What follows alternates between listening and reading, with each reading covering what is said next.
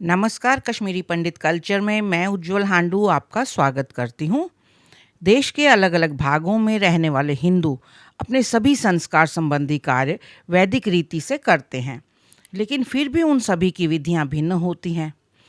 अगर बात करें कश्मीर के हिंदू समुदाय की, जो कि सारस्वत ब्राह्मण हैं, उनके भी संस्कारों के करने की विधियाँ देश के अन्य ब्राह्मणों से भिन्न दिखाई पड़ती हैं।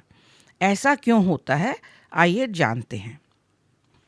जैसा कि आप जानते ही हैं कि प्राचीन भारत का संस्कृत साहित्य बहुत ही समृद्ध है।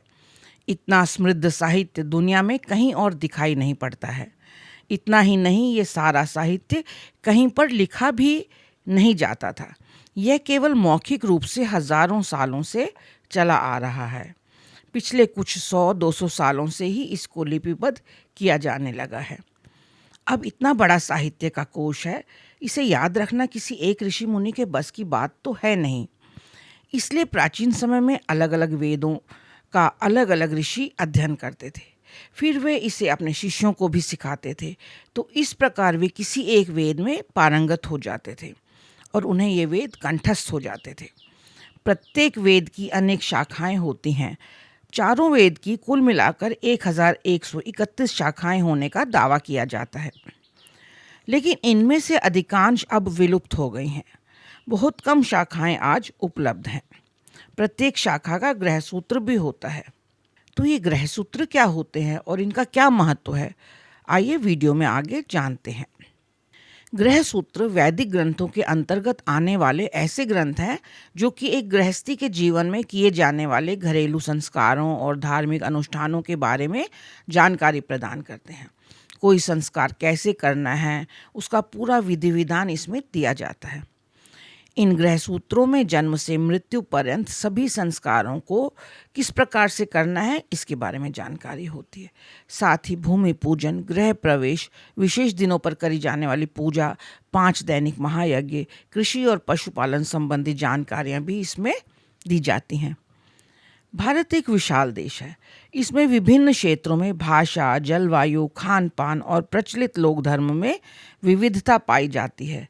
इसी कारण अलग अलग क्षेत्रों में रहने वाले अलग अलग समुदायों के लिए अलग अलग ऋषियों ने अलग अलग ग्रहसूत्रों की रचना करी और आज भी यह ग्रहसूत्र इन ऋषियों के नाम से ही जाने जाते हैं, जैसे पारस्कर ग्रहसूत्र, खादिर ग्रहसूत्र, आश्वलायन ग्रहसूत्र, गोभिल ग्रहसूत्र, लौगाक्षी ग्रहसूत्र इत्यादि। अलग अलग ऋषियों द्वारा लिखे गए ग्रहसूत्रों में मूल रूप से तो एक ही विधान है, परंतु अलग अलग शाखाओं के होने के कारण उनके कर्म कांड में कुछ अंतर जरूर मिलता है। कश्मीर का हिंदू समुदाय लौगाक्षी ऋषि द्वारा लिखे गए ग्रहसूत्र को ही अपनाते हैं, अन्य ऋषियों द्वारा लिखे गए ग्रहसूत्र को नहीं, क्योंकि अपने ऋषि द्वारा किसी विशेष समुदाय के लिए दिए गए रीति रिवाजों का पालन करना तो धर्म है और अन्य के रीति रिवाजों का पालन करना अधर्म माना जाता है। जैसा कि मैंने पहले कहा था कि प्रत्येक वेद की कई शाखाएं होती हैं और प्रत्येक शाखा का अपना ग्रहसूत्र। कश्मीर में रहने वाले सभी हिंदू कृष्ण यजुर्वेद की काठक शाखा को मानने वाले हैं।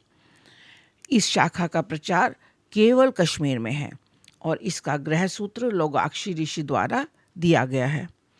हमारा कर्म कांड भी इसी काठक शाखा के अनुरूप है। लौगाक्षी ग्रहसूत्र के बारे में बहुत कम लिखा गया है। इसका किसी भाषा में अनुवाद भी नहीं मिलता है। शायद कश्मीर की भौगोलिक परिस्थिति के कारण ये देश के बाकी भूभागों तक नहीं पहुंच पाया होगा और केवल कश्मीर तक ही सीमित रहा। आज बदली हुई परिस्थितियों में शायद ग्रहसूत्रों के विधान उतने व्यवहारिक ना रहे हों, परंतु विस्थापन के 35 वर्ष बाद भी देश विदेश में रह रहा कश्मीरी समुदाय लौगाक्षी मुनि द्वारा दिए गए ग्रहसूत्रों का ही पालन कर रहा है। तो यह था मेरा आज का वीडियो। आशा करती हूँ आपको पसंद आया होगा। आप इसे लाइक, शेयर और कमेंट कीजिए और मेरे सभी वीडियोस को सबसे पहले देखने के लिए मेरे चैनल को सब्सक्राइब करें और बेल आइकन दबाना ना भूलें। एक नए वीडियो के साथ जल्द ही आपसे दोबारा मिलती हूँ। तब तक के लिए नमस्कार।